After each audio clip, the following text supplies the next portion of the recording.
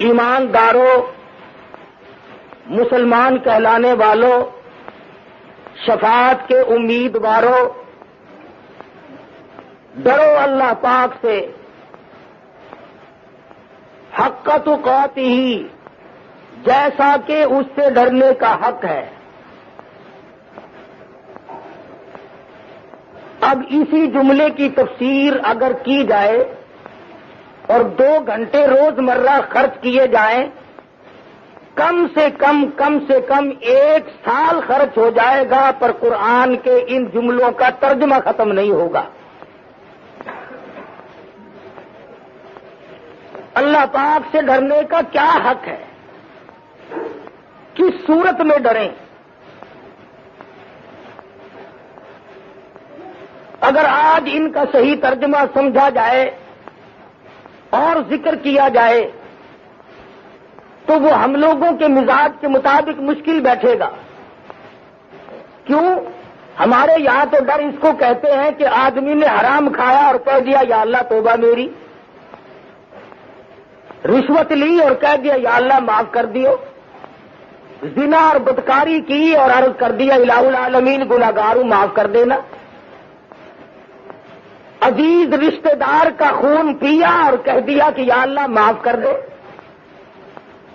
حق تقاتہ کا ترجمہ یہ نہیں کہ زبان پر صرف استغفار کے لفظ آ جائیں، صرف توبہ کے لفظ آ جائیں۔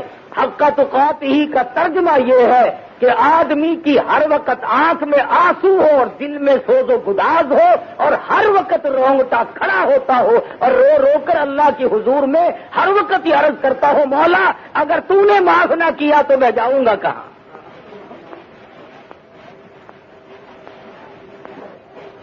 زبانی ڈر کی کوئی حقیقت نہیں۔ ایک آدمی ڈرتا بھی جاتا ہے اور وہ بے ایمانی بھی کرتا جاتا ہے، اپنے آپ کو ڈرنے والا بھی سمجھتا ہے اور پھر ملاوٹ کر رہا ہے، لوگوں کو فریب دیتا ہے، دھوکہ اور دجل اور فریب سے کمائی کرتا ہے۔ آج ان مسائل کو مولوی جان کے تو نہیں کہتے، اسی لیے نہیں کہتے کہ لوگ بگڑتے ہیں، پھر کہ لوگ جی مولانا اور مسئلے سارے چھوڑ کر مولوی صاحب کو چاہیے تو یہ تھا کہ صلاۃ التسبیح کے فضائل بیان کرتے، سبحان اللہ کا ثواب بتلاتے، الحمدللہ کا ثواب بتلاتے، اللہ اکبر کا ثواب بتلاتے، ملاوٹ پہ آ کھڑے ہوئے۔ تاجر تو ہم سے یوں ناراض ہو گئے اور ہم نے رشوت کا نام لیا نہیں اور افسروں کے سر میں کھجلی اٹھی نہیں، وہ یوں ناراض ہو جاتے کہ تم اور سب کچھ کہو پر رشوت کا نام کیوں لیتے ہو؟ ہم نماز کی فضیلت، روزے کی فضیلت، قرآن کریم کی فضیلت بیان کرتے رہے، چوری کا نام لیا نہیں، اور جو چوری کرتے ہیں ان کے دماغ میں فوراً خرخشی مچتی ہے۔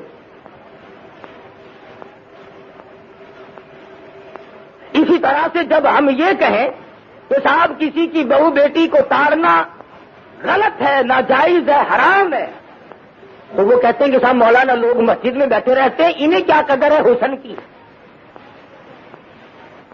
تو پھر میرے دوست بیان کیا کیا جائے؟ قرآن کریم نے ان تمام چیزوں کو تفصیل کے ساتھ بیان فرمایا، اور جب تک ہم ان تمام چیزوں کو چھوڑ نہ دیں اس وقت تک مسلمان کہلانے کے حقدار نہیں۔ کیوں؟ اس وجہ سے محمد مصطفیٰ صلی اللہ تعالی علیہ وسلم نے ارشاد فرمایا جو اسلام کی حرام کردہ چیز کو حرام نہیں سمجھتا، حلال کردہ چیز کو حلال نہیں جانتا، سرکار مدینہ فرماتے ہیں فلیس منا، وہ میری امت سے خارج ہے۔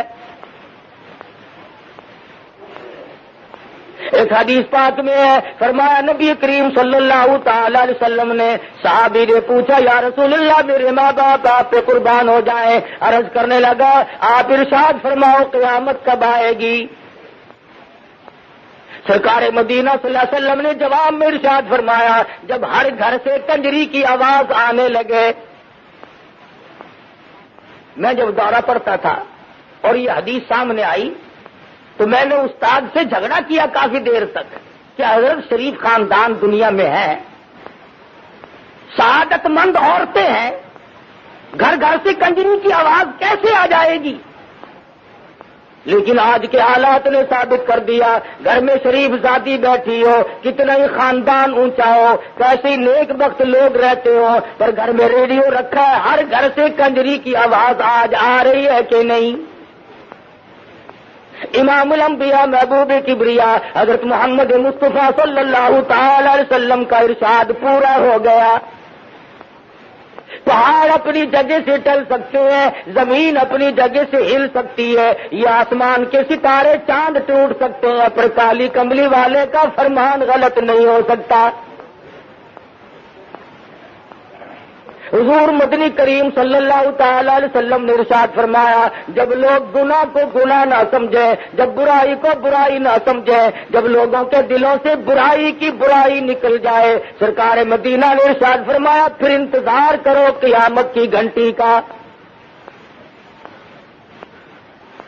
آج آپ دیکھ لیں کس قدر ہم میں اظہار ہے، بسوں کے ایکسیڈنٹ ہو جاتے ہیں، لوگ مرنے والوں کے منہ میں پانی بعد میں ڈالتے ہیں، پہلے ان کی جیبوں کی تلاشی لی جاتی ہے، مرنے والے مر رہے ہیں، خون بہ رہا ہے، ہائے ہائے ہو رہی ہے، پر مسلمان لوگ ان کی گڑیاں کھولنے میں مصروف ہے، عورتوں کی بالیاں نکالنے میں مصروف ہے، اور جو اتنے بڑے ظالم لوگ بن گئے ہو انہیں اطمینان کیسے ملے گا، انہیں سکون کیسے حاصل ہوگا جو ایسے وقت میں بھی چوری سے دوسرے کا مال لوٹنے سے باز نہ آئے، وہ کب حرام و حلال کی پہچان کر سکتے ہیں؟ اس لیے خدا بند ذوالجلال نے ارشاد فرما دیا، وقت آئے گا میں تم سے ایک ایک کو کھڑا کر کے ساری زندگی کے بارے میں اس طرح سے بات پرس کروں گا کہ تم وہاں سے ہلنے نہ پاؤ گے۔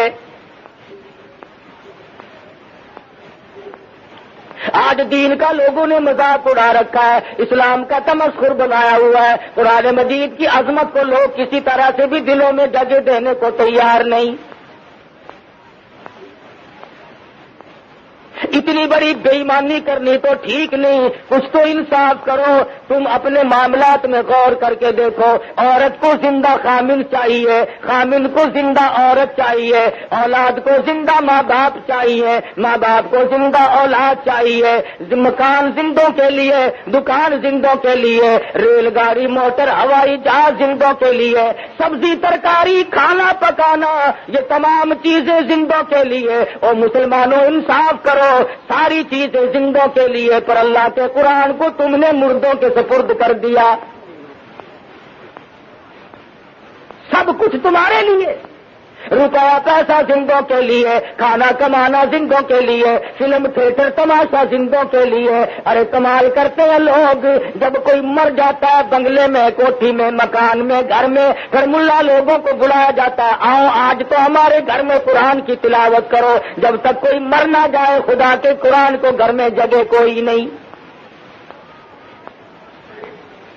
اور میں تمہیں صاف ذمہ داری سے بتلاتا ہوں، کوئی مائی کا لال حدیث کی کتابوں میں اس کی تردید نہیں کر سکتا۔ میں قسم کھا کر کہتا ہوں قرآن مجید بھی اللہ نے زندوں کے لیے بھیجا، مردوں کے لیے نہیں۔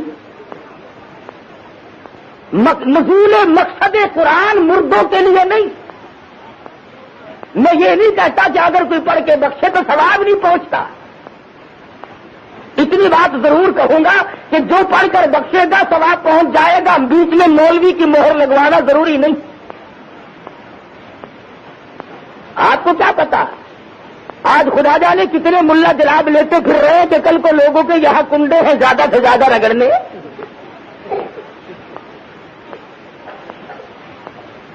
مہنگائی کا دور ہے بابا، سبزی نہیں بن پڑتی اور کہاں حلوہ پوری، سبحان اللہ۔ اور اگر کوئی یہ پوچھ لے کہ کہاں موجود ہے یہ ساری چیزیں، ہم نے کہا کہ لکڑی آرے کی کتاب میں ہے، نہ بخاری شریف میں، نہ مسلم شریف میں، نہ ترمذی شریف میں، حدیث کی کتاب میں، کسی تفسیر میں، کسی بزرگ کے واقعے میں خواجہ معین الدین چشتی اجمیری رحمۃ اللہ علیہ نے نہیں فرمایا، علامہ شیخ عبد القادر جیلانی پیران پیر رحمۃ اللہ علیہ نے نہیں فرمایا، کسی امام نے نہیں فرمایا۔ فرمایا کس نے؟ جس کو حلوہ روز نہیں ملتا انہوں نے کہا آج کا دن تو کنڈا کر کے دکھاؤ۔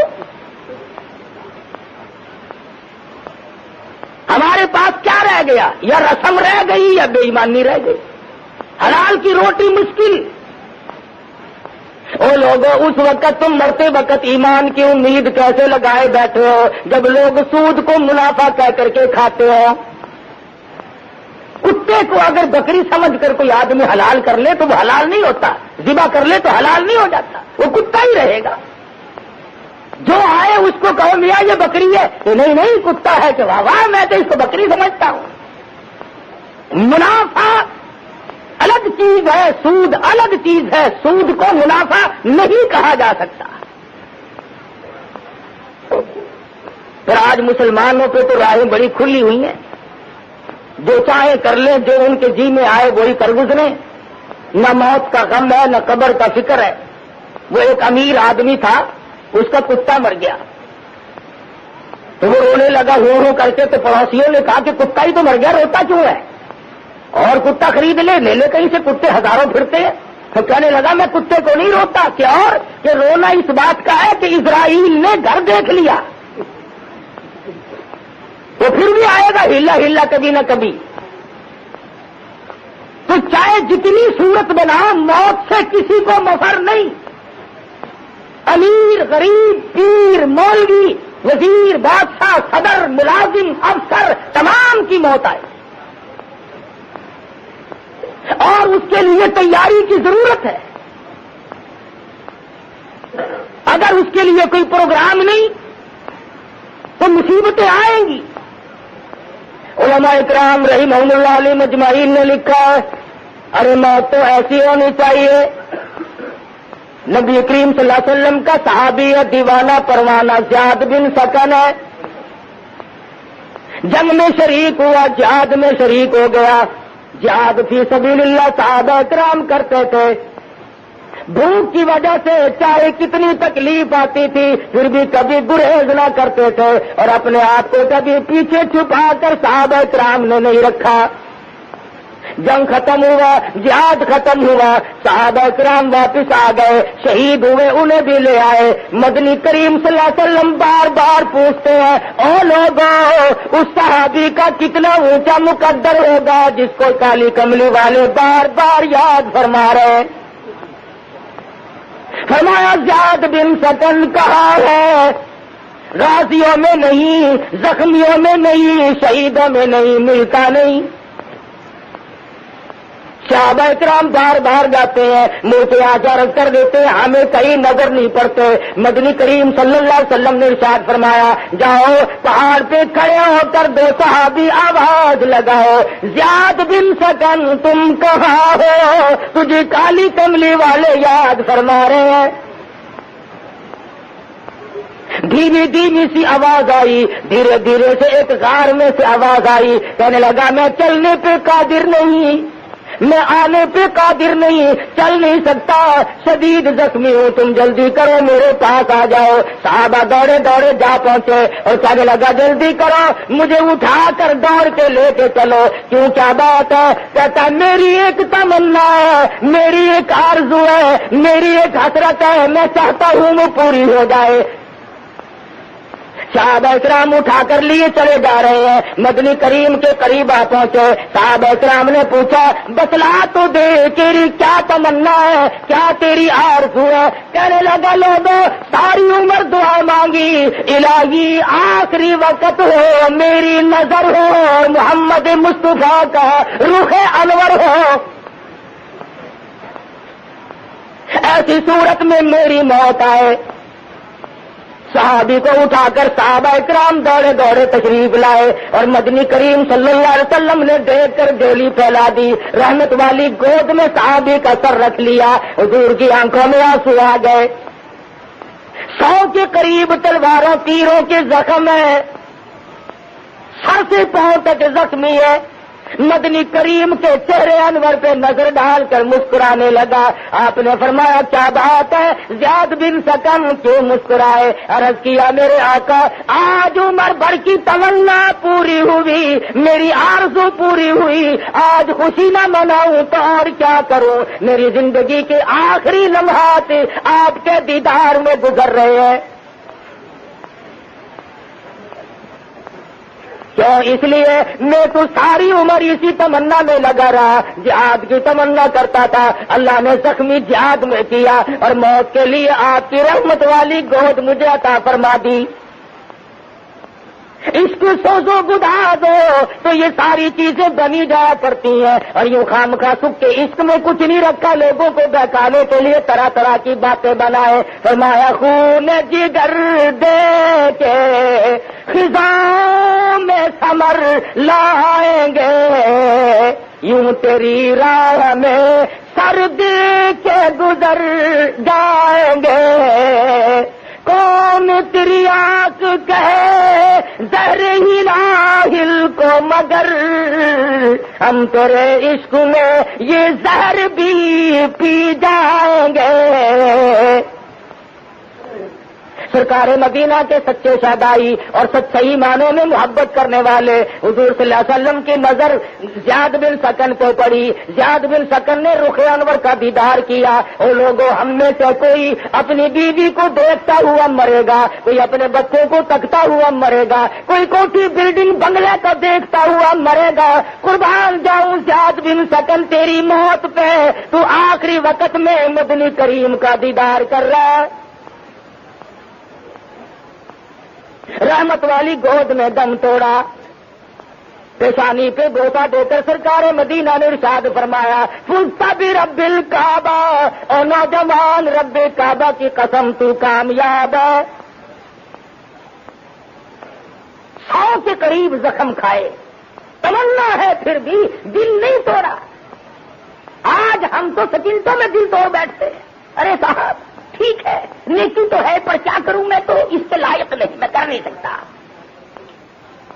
سچی سچی عبادت ایسی عبادت ہے، ایسی نیکی جس میں تکلیف آنے کا کوئی اندیشہ نہ ہو، اس کے لیے تو ہم سب تیار ہیں، اور جس پہ یوں معلوم ہو جائے کہ کوئی نہ کوئی مصیبت آئے گی پھر ہم سب یرک جاتے ہیں۔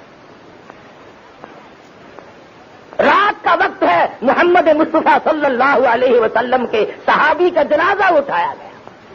اللہ پاک ہم سب کو مدینے پاک کا دفن نصیب فرمائے۔ نوازا ہے مولا کریم نے جن کے دلوں میں یہ محبت سوز و گداز اور یہ عشق رہا کہ مدینے کا دفن نصیب ہو۔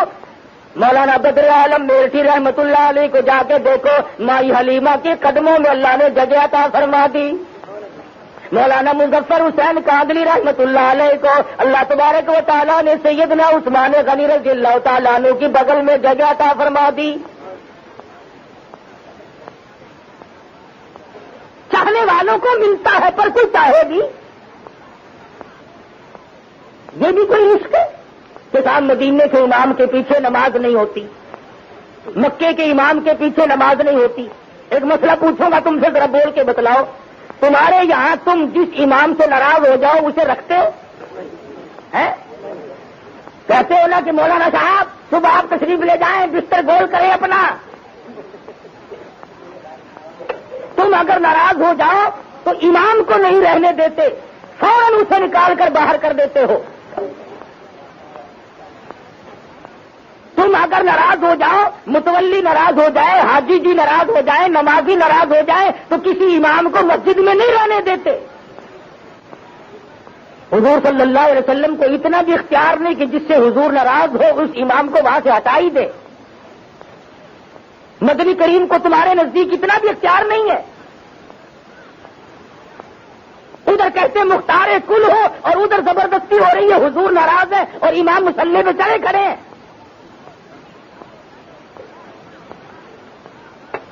اور پھر دربار الہی بیت اللہ شریف کے اندر جو 5 وقتہ نماز پڑھاتا ہے، امام ہے، جمعہ پڑھاتا ہے، وہ تو اللہ کا دربار ہے۔ اللہ میاں بھی ڈر گیا ان سے، وہ بھی انہیں نہیں ہٹا سکتا۔ معلوم یہ ہوا کہ بیت اللہ شریف میں جو امام ہے اللہ پاک ان سے راضی، اور مدینہ شریف میں جو امام ہے محمد مصطفیٰ صلی اللہ علیہ وسلم ان سے راضی، ورنہ کوئی وجہ نہیں کہ ناراض ہو اور وہ امام وہاں ٹھہرے رہے۔ اللہ پاک نے غریب لوگوں کی ایک تمنا پوری فرمائی، کرایہ کافی بڑھ گیا، سامان کی بھی قلت ہو گئی، اب پیسہ زیادہ بڑھ گیا، اور پاکستان میں رہنے والے غریبوں تم وہاں تو جا نہیں سکتے، لاؤ میں تمہاری اتنی سی تمنا پوری کرتا ہوں کہ مدینے کا امام آئے تم زیارت کرو، بیت اللہ شریف کا امام آئے تم زیارت کرو۔ اللہ نے غریب قوم کے مقدر جگائے، اور میرے جیسے مولوی فتویٰ لکھنے کھڑے ہو گئے کہ ان کے پیچھے نماز پڑھنی حرام ہے، کعبے کے امام کے پیچھے بھی نماز پڑھنی حرام ہے، اور یہ جو صبح سے لے کر شام تک 50 عورتوں کو تاڑتے ہیں ان کے پیچھے نماز ثواب ہے۔ خدا جانے عقل کہاں ماری دی۔ اللہ پاک نے ایک تھوڑی سی جھلک دکھائی کہ بھی تم نہیں پہنچ سکتے، اور کیوں؟ حدیث پاک میں آتا، فرمایا نبی کریم صلی اللہ تعالی علیہ وسلم نے جو آدمی صبح شام حج کی تمنا کرتا ہو اور اس کے آنسو نکل جاتے ہو، ہر وقت دعائیں مانگتا ہو اور اس کوشش میں ہو کہ مجھے موقع اللہ پاک جب بھی عطا فرما دے تو میں فوراً حج کو چلا جاؤں گا، اللہ کے گھر کی زیارت کروں گا، حرم محترم میں جا کے نماز ادا کروں گا، گنبد خضرا صلی اللہ علیہ وسلم کا دیدار کروں گا، زیارت کروں گا۔ حدیث پاک میں آتا ہے تمنا ہے، آرزو ہے، حسرت ہے، موت آ گئی پوری نہ ہوئی، اللہ پاک ایک فرشتے کو حکم دیتے ہیں میرے بندے نے بڑی دعائیں مانگی، بڑی تمنا کی، بڑی آرزو کی، میں نے اسے موقع نہ دیا، اور نوری فرشتے میرے اس بندے کی طرف سے جا کے تو مکمل حج ادا کر، کیونکہ اس کی آرزو ہے، اس کی حسرت تھی، اس کی تمنا تھی یہ۔ تو مسئلہ کہتے ہوئے سوچنا لوگ بھول گئے کہ مسئلہ کہیں تو کس طرح سے کہے اور کیا کہے۔ وہ ایک آدمی آیا فتویٰ لینے ایک مولوی کے پاس، عورت آئی، وہ کہنے لگی کہ اس طرح سے انتقال ہو گیا، میرے خامند کا مال اب جائیداد تقسیم ہونی ہے، میرا کتنا حصہ بنے گا؟ مولوی صاحب نے فتویٰ دیا کہ 8واں حصہ ملے گا، باقی تیری اولاد کا۔ اس نے کہا یہ تو کام بالکل خراب ہو گیا، 8ویں حصے میں کیا کام چلے گا؟ سب بچوں کچے لے گئے سارا حصہ۔ وہ کہنے لگی مولوی صاحب نوٹ دوں گی 100 کا بندہ، کوئی بڑی کتاب میں دیکھ لیا اگر کوئی مسئلہ نکلتا ہو۔ ان لگا تو پہلے نوٹ لا پھر مسئلہ نکال دوں گا میں، اس نے دے دیا۔ تو کہنے لگا ایسی کتاب میں سے نکالوں جس کا انکار کوئی نہ کر سکے، ماں اغنا عنہ مالہ و ماں کا سب، سارا ہی ماں کا ہے، ماں کو دے دو، بچوں کی ماں کو دے دو اور کسی کا کوئی حصہ نہیں۔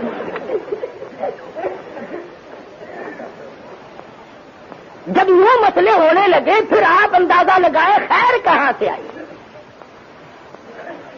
ارے صحابہ کرام تو یہ تھے جنہوں نے دین احمد صلی اللہ علیہ وسلم کی حفاظت کے لیے، دین کی عظمت کے لیے 100 تلواروں تیروں کے زخم کھائے، اور محبت اور عشق کا کی انتہا ہو گئی، مدنی کریم کی گود میں دم توڑنے کی تمنا رکھی۔ رات کا وقت ہے، جنازہ اٹھانے والے صدیق اکبر جیسے صحابی ہیں، عمر فاروق رضی اللہ تعالیٰ عنہ، عثمان غنی رضی اللہ تعالیٰ عنہ، علی مرتضیٰ رضی اللہ تعالیٰ عنہ، بڑے بڑے جلیل القدر صحابہ ہیں۔ اور سب سے بڑی کمال کی بات یہ ہے کہ مدنی کریم صلی اللہ علیہ وسلم بھی جنازے کے ساتھ ساتھ تشریف لے جا رہے ہیں۔ جس کے جنازے کے ساتھ کالی کملی والے تشریف لے جائیں، اندازہ لگاؤ اس کا مقدر کتنا اونچا۔ راستے میں چلتے چلتے سیدنا ابو ہریرہ رضی اللہ تعالی عنہ کی نظر پڑی، یہ بڑا عاشق صحابی تھا، ہر وقت مدنی کریم کی ادائیں تکتا رہتا تھا۔ اس نے دیکھا کہ مدنی کریم صلی اللہ علیہ وسلم اپنی ایڑیاں اٹھا اٹھا کر پنجوں کے بل زمین پہ چل رہے ہیں، تشریف لے جا رہے ہیں۔ قریب آیا اور عرض کرنے لگا میرے آقا پاؤں مبارک میں، قدم مبارک میں کوئی تکلیف تو نہیں؟ کیوں؟ ایڑیاں اٹھا کر آپ پنجوں کے بل انگلیوں سے چل رہے ہیں، تشریف لے جا رہی ہیں، مجھے تو خطرہ ہوا کہ کوئی تکلیف تو نہیں؟ فرمایا ابو ہریرہ تجھے علم نہیں، اس صحابی نے 100 کے قریب زخم کھا کر اللہ کی راہ میں شہادت حاصل کی، میری گود میں دم توڑا، تمنا کتنی اچھی کی، دین کی حفاظت کے لیے اپنی جان کو چھلنی کرا دیا۔ آج اس کا جنازہ پڑھنے کے لیے آسمان سے اتنے نوری فرشتے آئے ہوئے ہیں کہ پورا قدم رکھنے کی گنجائش کوئی نہیں، پورا قدم نہیں رکھا جا سکتا۔ کالی کملی والے کے صحابہ کے جنازے فرشتوں نے پڑے، جہاں نیک لوگ بھی ہمیں نصیب نہیں، بہت سے بے وضو آ کر یوں ہی کھڑے ہو جاتے ہیں اور پھر اس پہ ناز کرتے ہیں کہ صاحب اتنا بڑا مجمع تھا فلاں کے جنازے پہ، کیا عرض کیا جائے؟ یہ تو نہیں دیکھا کہ مجمع تو بڑا تھا لیکن کس قسم کے لوگوں کا مجمع تھا۔ فرض نماز نہیں پڑھتے، جمعے کی نماز پہ جاتے نہیں، اور کسی کا جنازہ ہوا خصوصاً بڑے آدمی کا تو پھر جا پہنچے صرف اس دکھانے کے لیے تاکہ لوگوں کو پتہ چل جائے کہ فلاں کے جنازے پہ میں بھی آیا تھا۔ اور بلکہ جب کسی وزیر کا جنازہ ہو، کسی بڑے افسر کا جنازہ ہو، جدھر فوٹوگرافر کھڑے ہو نا اس طرف کو آگے جا کر کھڑے ہوتے ہیں، سفے سیدھی کر لینا جی۔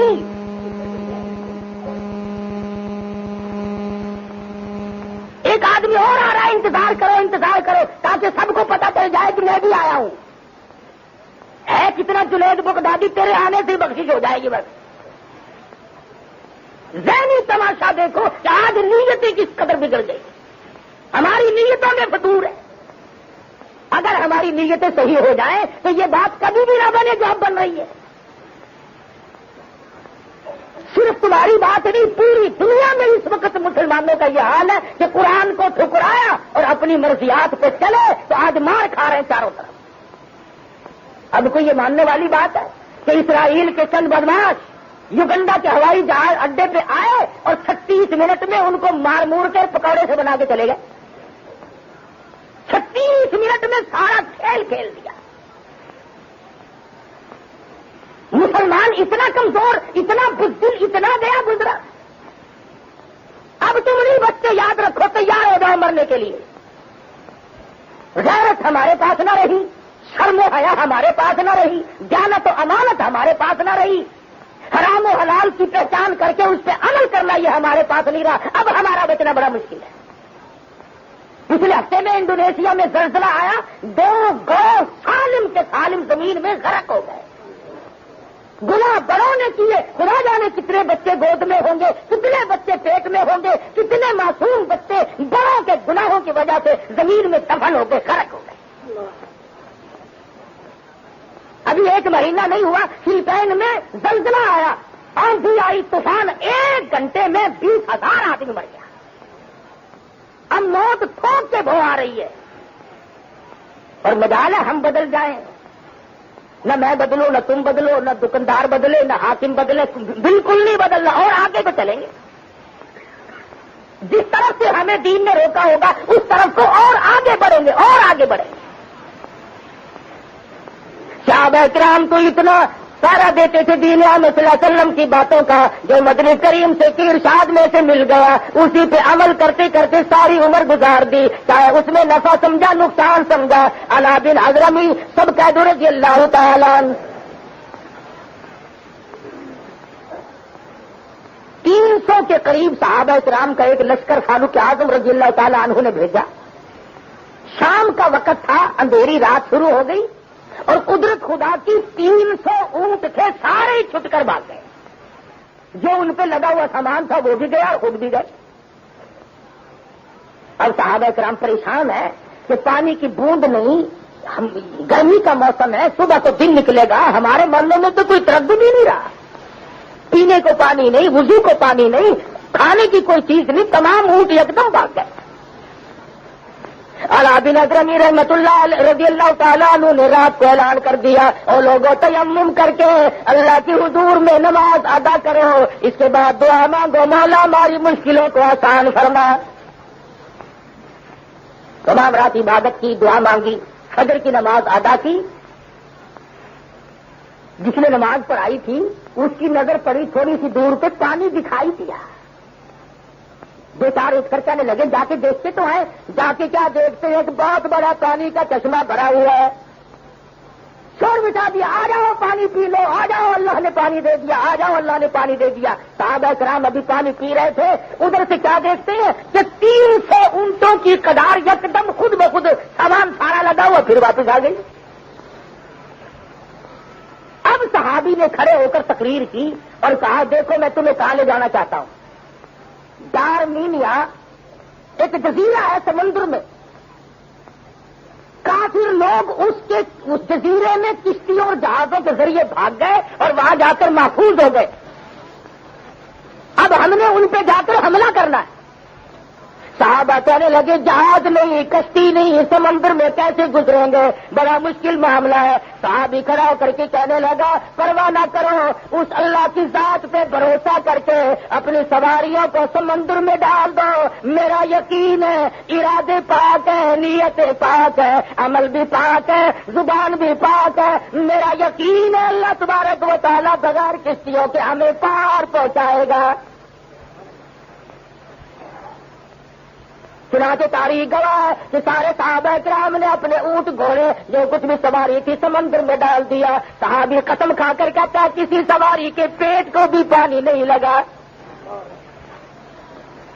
دامینیا کے قلعے پہ جا کر جب حملہ کیا اندر سے نکلے اور کہنے لگے اب ہم تمہاری حکومت کو یوں ہی مان لیتے ہیں، اب ہمیں یقین ہو گیا کہ تم حق پہ ہو، ہم جہازوں کے ذریعے آئے، کشتیوں کے ذریعے آئے، ارے جن کو سمندر راستے بنا کر کے دیتا ہے وہ حق پرست نہیں تو اور کیا ہو سکتا ہے۔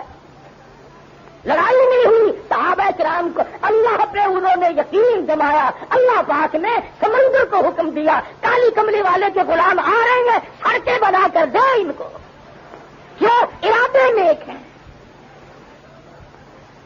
ہمارے ارادوں کا تو یہ حال ہے، سڑک پہ چلتے چلتے اگر یوں نیت سے کوئی نظر ڈال لے کہ کوئی روڑا اینٹ کانٹا، نیت کا ہی تو فرق ہے اور تو کوئی ایسا فرق نہیں۔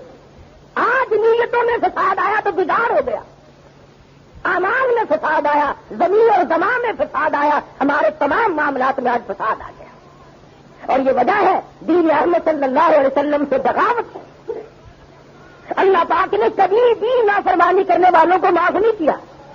یہ صحابہ کرام کی جماعت ایک اور جنگ قادسیہ میں جا پہنچی، انہوں نے جا کر کے قلعے پہ حملہ کیا، اس کو فتح کر لیا، بڑا سونا ملا، بڑی چاندی ملی، ہیرے جواہرات ملے۔ ایک صحابی کو ایک ایسا ڈبہ ملا جس میں بہت اعلیٰ قسم کے قیمتی رہنے لگا، سارا مال ایک طرف اور یہ پورا ڈبہ ایک طرف، تجھے پتا نہیں تھا اس میں کیا چیز بن گئے۔ صحابی کہنے لگا میں نے کھول کر دیکھا تھا۔ پوچھا کمانڈر نے تجھے اس کی قیمت معلوم ہے؟ صحابی کہنے لگا ہاں مجھے قیمت معلوم تھی، پھر یہ تم نے ڈبہ چھپایا کیوں نہیں؟ کہنے لگا کیسے چھپاؤں، مجھے قبر کا اندھیرا یاد ہے۔ کیسے چھپا لیتا، مجھے تو قبر کا اندھیرا یاد ہے، میں نے تو ایسی کوٹھڑی میں جانا ہے نہ میرا عزیز ہوگا نہ میرا کوئی رشتے دار ہوگا، اکیلا میں ہوں گا وہاں۔ اور صحابہ کرام تمام کا تمام مال غنیمت لے کر واپس آئے۔ اور ایک اور جماعت مسلمانوں کی ایک جنگ میں گئی، یہودیوں نے عیسائیوں نے کیا کیا کہ سونا چاندی تمام چھپا دیا، بلکہ سمندر میں پھینک دیا دریاؤں میں کہ ان کے ہاتھ نہ لگے۔ ایک مسلمان نہانے کے لیے جو اندر گھسا اس کی پیر کو ایک پلیٹ لگی، نکال کر دیکھا تو سونے کی ہے، روڑا پڑ گیا، سونا اس کے اندر موجود ہے۔ اب وہ گوتے لگاوے، کوئی پیالی سی نکال کر لائے، کوئی ڈلی نکال کر لائے، سونے کا ڈھیر لگ گیا وہاں۔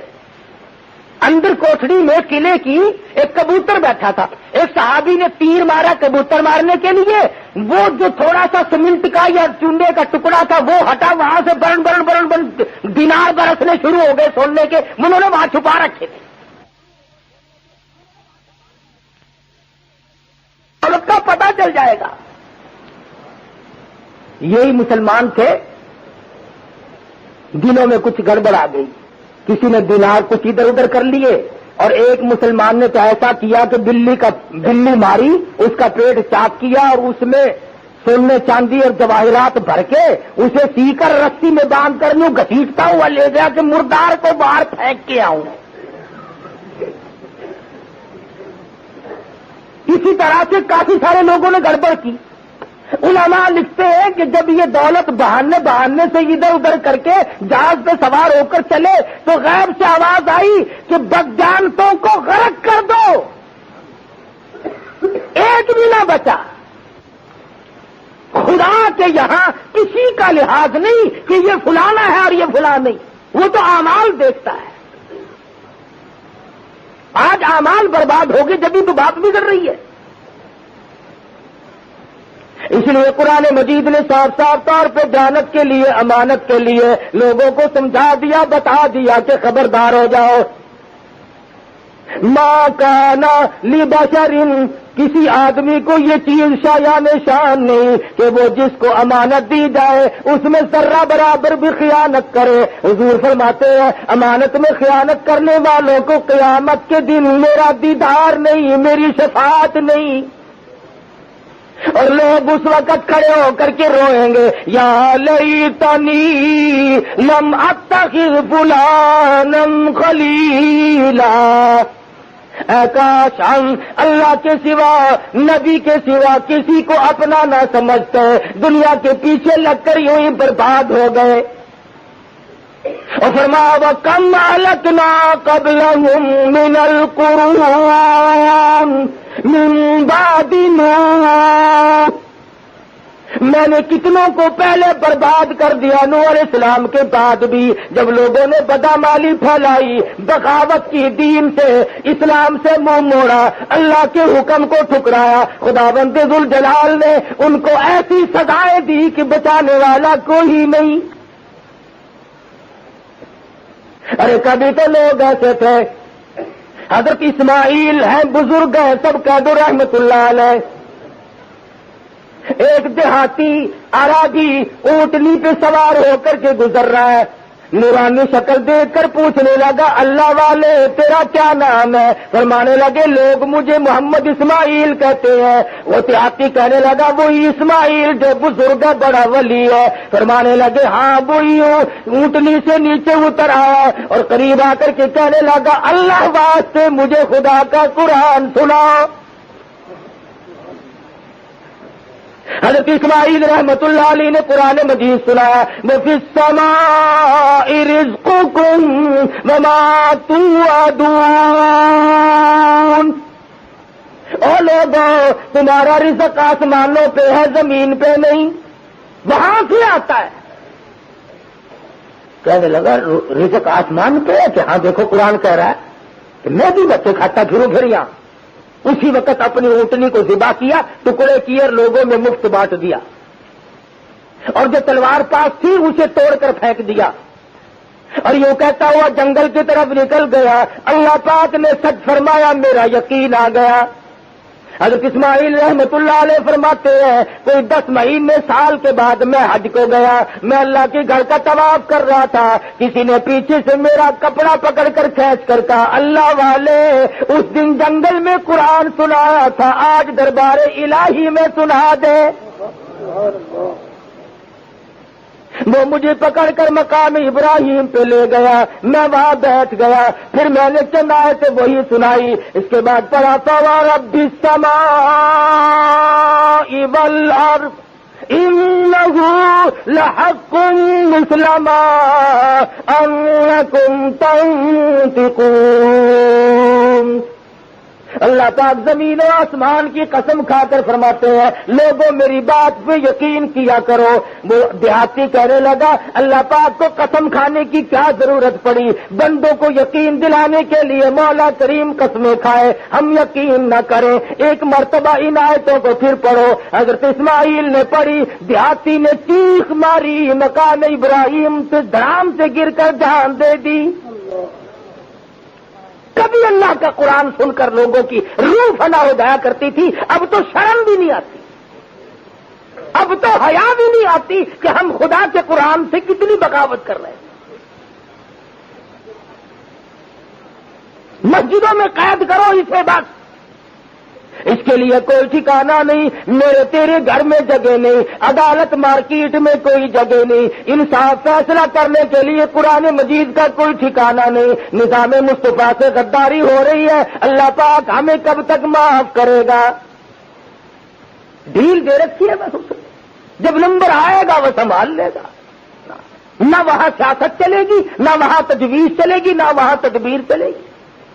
بڑے بڑے سیاستداں لوگ پہلے آئے، ان کی کبھی نہ چل سکی اور انہیں کوئی نہ بچا سکا۔ علماء اکرام لکھتے ہیں کہ بادشاہ وقت نے اپنا میلہ لگایا ہوا ہے، گانا بجانا، شراب پینا پلانا ہو رہا ہے، ناچ گانا، گھنگروؤں کی جھنکار ہے، بڑوں بڑوں کے کان کھڑے ہو جاویں بابا، جب عورت ناچتی ہے اچھے اچھوں کا وضو ٹوٹ جاتا ہے۔ تو باہر دروازے سے کسی نے زور سے دستک دی، کھڑکا کیا تو بادشاہ نے کہا دیکھنا کون ہے. اس نے جب دروازہ کھولنا جا کے دیکھا تو پھٹے پرانے کپڑوں والا ایک مسکین کھڑا ہے. اس نے کہا دروازہ کس نے کھٹکھٹایا؟ کہ میں نے. کیوں؟ کہ تمہارے بادشاہ سے میرا کام ہے، ملنا ہے. میں نے میرے بادشاہ سے ملنے والا منہ دیکھو، کپڑے بدل کے پورے نہیں ہے، یہ بادشاہ کو ملنا چاہتا ہے. چل یہاں. دروازہ بند کیا اور جا کر بادشاہ کو کہا کہ جی اپنا کام شروع کرو. وہ تو ایک فقیر تھا، ہم نے اس کو ڈانٹ ڈونٹ دیا ہے.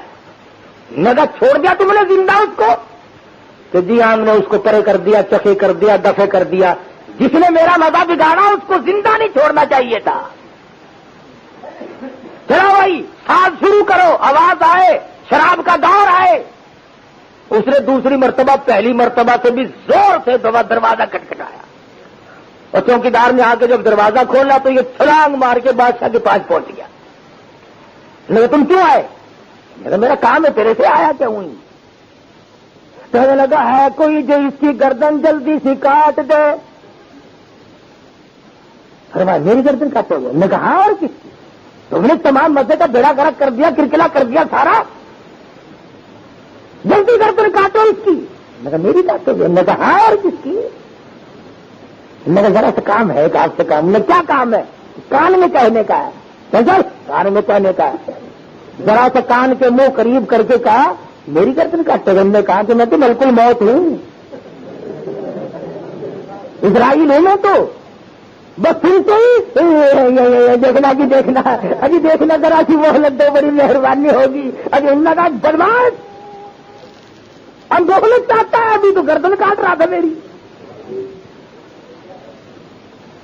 ایک سکینڈ کی مہلت تجھے نہیں ملے گی.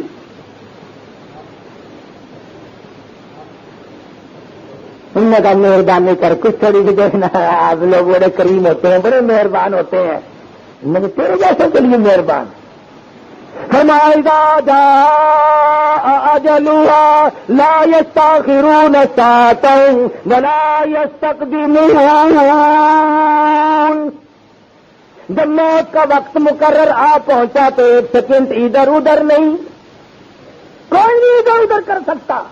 پورے ملک کی فوج آ جائے، پورے ملک کی پولیس آ جائے، ساری انتظامیہ آ جائے اور پورے ملک کی قوت صرف کرنا شروع کر دے، کسی آدمی کا، کسی وزیر کا، کسی افسر کا ایک سانس بڑھانے پہ قادر نہیں بڑھا سکتا کوئی بھی ایک سانس. کتنے ہی دنیا بھر کے ڈاکٹروں کو جمع کر لو، کچھ نہیں کہہ سکتا کوئی ایک سیکنڈ کے لیے کسی کو زندہ نہیں رکھ سکتا. جب موت آنے والی ہے تو اس کے لیے صحابہ کرام نے بھی تیاری فرمائی. اور آج ہمارے ایسے حالات کیوں ہو گئے کہ ہمارا کسی طرح کا بھی پروگرام نہیں، کوئی منشور نہیں، بلکہ اندھیر کھاتے کی طرح سے جو دماغ میں آتا یوں ہی کرتے جاتے ہیں، چلتے جاتے ہیں. فرمایا یا ایھا الذین آمنوا اتقوا اللہ حق تقاتہ. ایمانداروں ڈرو اللہ سے جیسا کہ اس سے ڈرنے کا حق ہے. ہم لوگ وقت پہ نہیں ڈرتے، بے وقت ڈرے. ابھی یہ جو کارخانے لیے گئے نا، ان کو اگر کسی نے جا کر کے یوں بتایا نا کہ بھی 2.5% زکات دو، یہ مولوی کھانے کے لیے بس ہر وقت بہانے بناتے ہیں، زکات کا فلانا دماغ. بات نہیں سنتے تھے، اپنے کھڈے پہ کھڑے پہ بیٹھ بیٹھ کر علماء کو گالیاں بکتے تھے، قرآن مجید کے اسلام کے نظام پہ اعتراض کرتے تھے. اب سنا ہے منڈے پڑے ہیں ترسو ترسو کے، منڈے پڑے ہیں.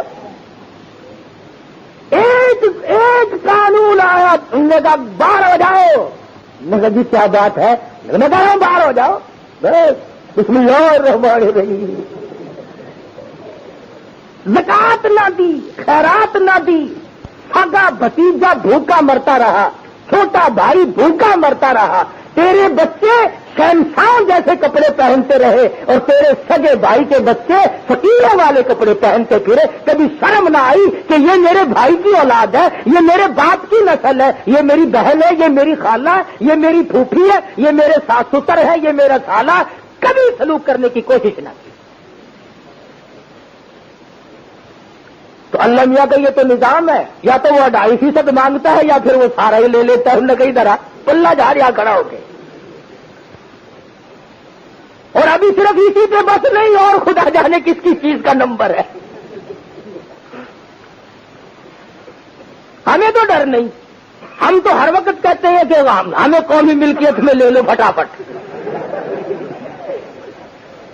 ہمارا کیا جائے گا، باغ اپنا نہیں، جائیداد اپنی نہیں، کارخانہ اپنا نہیں، یہ پیٹ کا کارخانہ، روٹی تو دیں گے ہے نا. ہمارا کیا بگڑے گا، باری سب کی آنی ہے. یاد رکھو، یا سیدھے ہو جاؤ، کرو اسلام سے 30 برس اسلام سے غداری کی، نظام مصطفیٰ سے 30 سال تک غداری کی. لاکھوں مسلمان کٹوایا جب پاکستان بنا، شرم نہ آئی کہ ہم ان معصوم بچوں کی روحوں کو تکلیف دیں گے. ہندوستان سے آنے والے لوگ جانتے ہیں، جب ہندو گنڈے حملہ کرتے تھے، سکھ بدماش جب حملہ کرتے تھے، تو عزت والی عورتوں نے، سمجھدار بہنوں نے سونا نہ اٹھایا، چاندی نہ اٹھائی، مال و دولت نہ اٹھایا، گھر میں سے قرآن لیا اور گلے میں لٹکایا اور اپنے قریب کے کنویں میں چھلانگ لگا دی. کسی کافر کا ہاتھ اللہ کے قرآن پہ نہ آئے اور میری آبرو پہ نہ آئے. تم نے 30 برس تک ان بہنوں کا منہ چڑھایا. اب سوال یہ پیدا ہوگا کہ جی یہ جو لے رہے ہیں ان کے پاس رہیں گے. اللہ میاں کا نظام یہ ہے، اس نے ہر چھوٹی مچھی کے پیچھے بڑی مچھی لگا رکھی ہے. ادھر ادھر سے معاملہ یہی گول ہوتا چلا جائے گا. بہرحال ہم پریشان ہیں اور رہیں گے جب تک حضور اکرم صلی اللہ علیہ وسلم کے لائے ہوئے قرآن کو ہم اپنے دستور میں، آئین میں، فیصلے میں. دیکھو، صبح کو 2 حاجی لڑ پڑے، یہاں نمازی 2 لڑ پڑے، اور میں انہیں کہوں کہ آؤ قرآن میں فیصلہ کروا لو، بالکل نہیں آئیں گے. چاہے وہ روزانہ 100 رکعت نماز نفل کی نیت باندھتے ہو. انہیں کہو کہ مسجد میں مولوی صاحب بیٹھے ہیں، اسلام کا مسئلہ پوچھو، محمد مصطفیٰ صلی اللہ علیہ وسلم کی عدالت کا مسئلہ پوچھو اور اپنا مقدمہ یہیں ختم کر دو. نہیں صاحب، کورٹ میں تمہیں لے کے چھوڑوں گا، ابھی ہائی کورٹ تک لے جاؤں گا. کیا سمجھ رکھا آپ نے؟ یہ تو نمازیوں اور حاجیوں کا اور میرے جیسے مسلمانوں کا حال ہے کہ ہم نبی کے فیصلے کو کبھی نہیں مانتے. کیوں؟ امام الانبیاء محبوب کبریا حضرت محمد مصطفیٰ صلی اللہ تعالی علیہ وسلم کا فیصلہ اپنا نہیں، خدا کا فیصلہ ہے. اور خداوند عالم چونکہ مالک کائنات ہے، خالق کائنات ہے، وہ بندوں کے مزاج کو دیکھ کر، جو مالک ہے وہ جانتا ہے تقاضوں کو، وہ جانتا ہے ضروریات کو، اسی کے مطابق اس نے تمام فیصلے فرمائے، قانون بنائے. اب قرآن نے کہا نا کہ چور کا ہاتھ کاٹ دو، تم نہ کاٹو. 100 سال کی سزا بھی اگر چور کو دو گے چوری بند نہیں ہوگی. قرآن کریم نے کہا کہ زانی کو کوڑے مارو.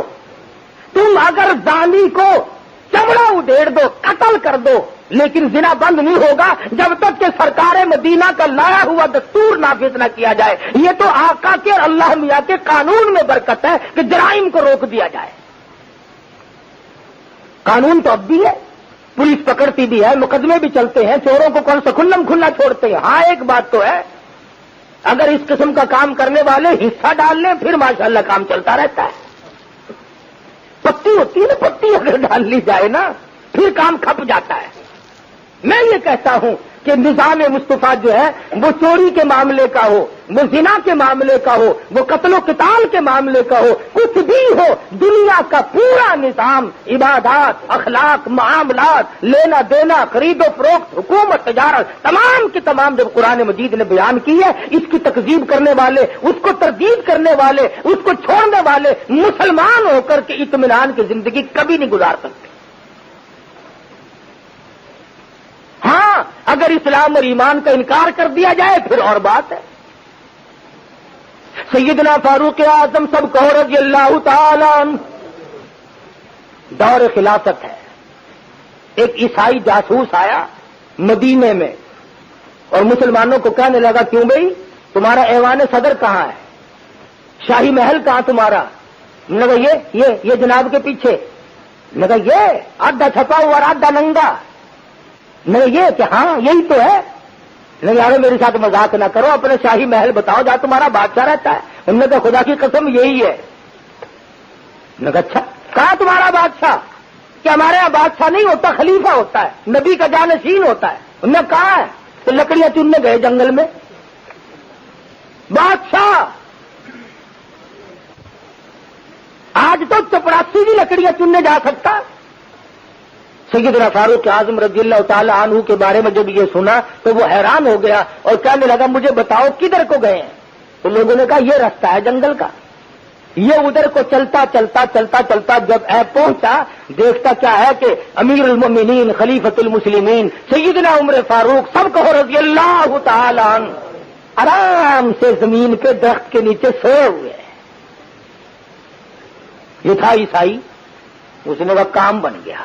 نہ کوئی باڈی گارڈ نہ کوئی حفاظتی دستہ, اکیلا ہے, تلوار میرے پاس آئی اور مقابلے کی نوبت بھی نہیں آئے گی. سویا ہوا ہے یہ تو بس اڑا دوں گا ایک بار میں. موقع ملا ہے, اس نے بہت تنگ کر رکھا ہے. یہی ہے وہ عمر جو فتوحات کرتا ہی جاتا ہے, بڑھتا ہی جاتا ہے. موقع ملا ہے. مورخ لکھتا ہے کہ عیسائی جاسوس نے تلوار نکال کر کے وار کرنا چاہا.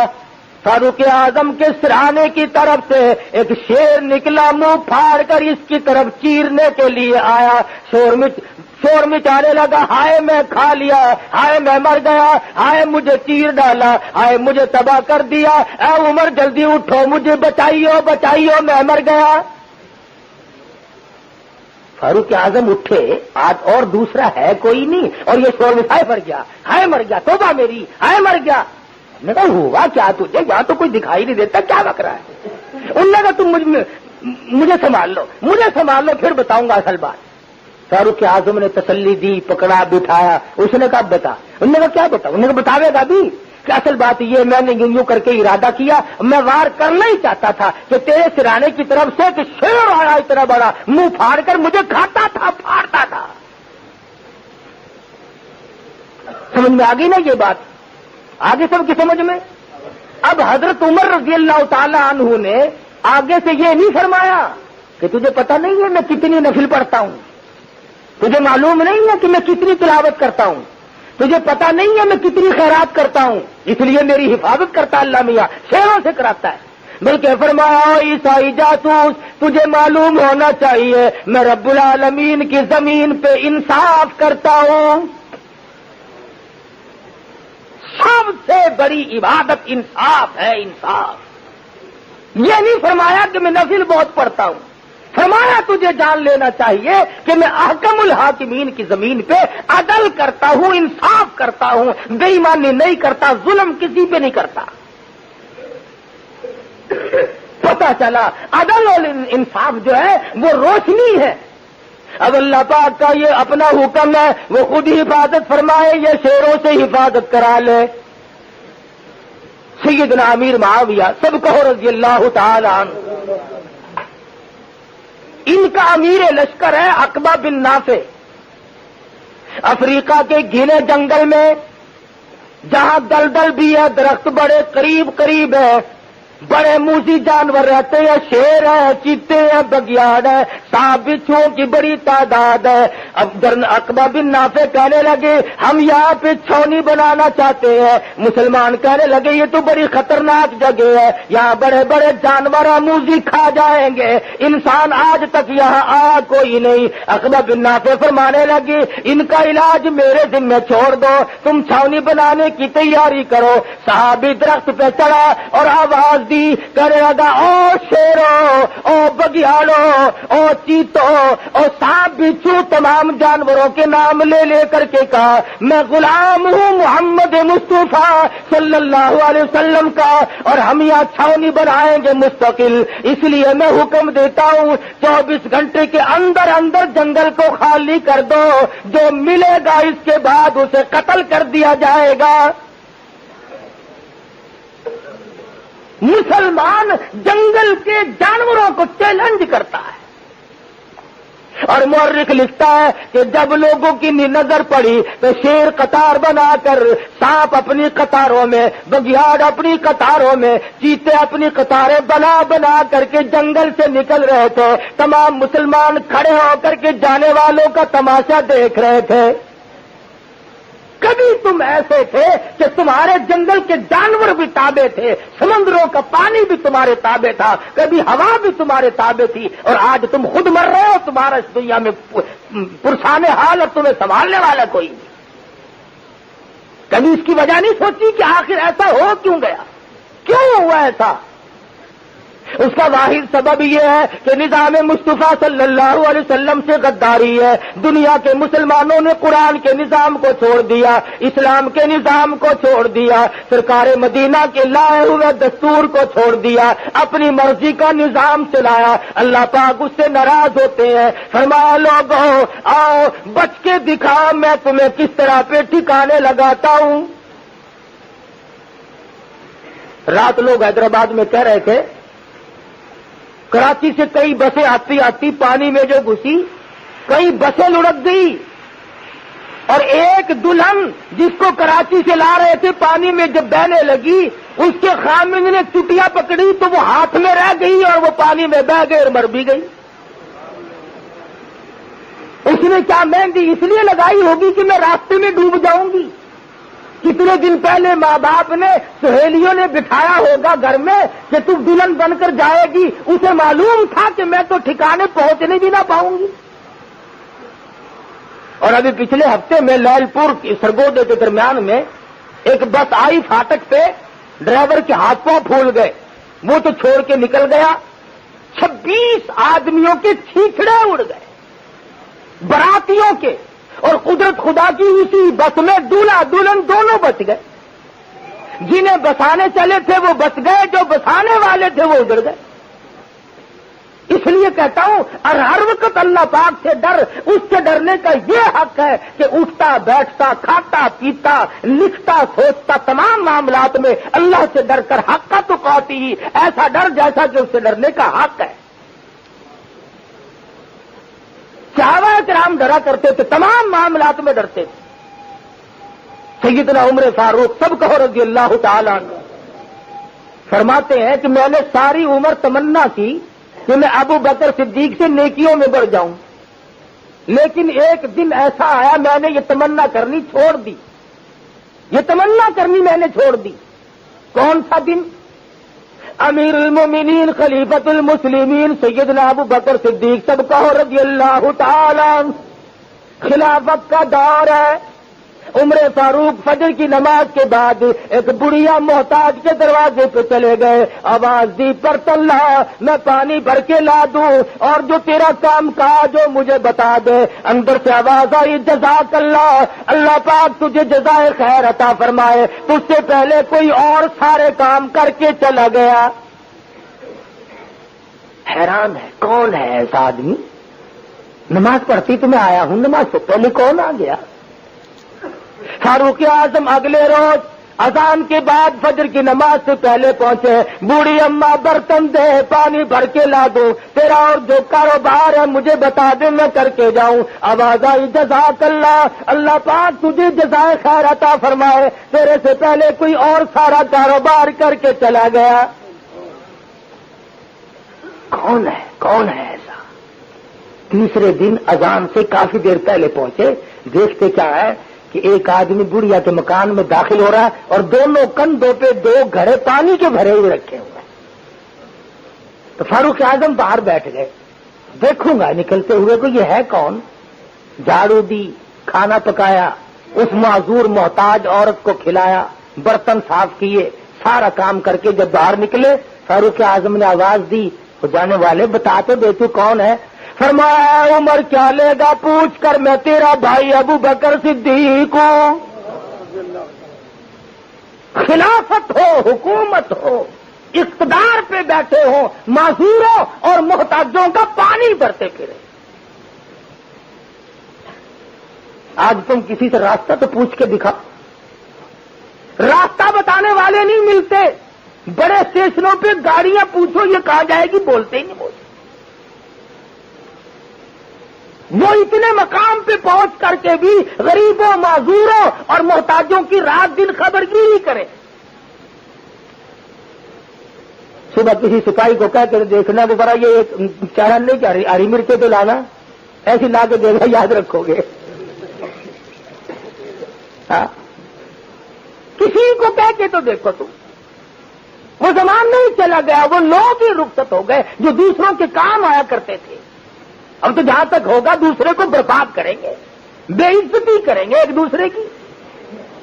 تو حضور اکرم صلی اللہ علیہ وسلم نے قرآن مجید کی تلاوت فرمائی، فرمایا یا ایھا الذین آمنوا اتقوا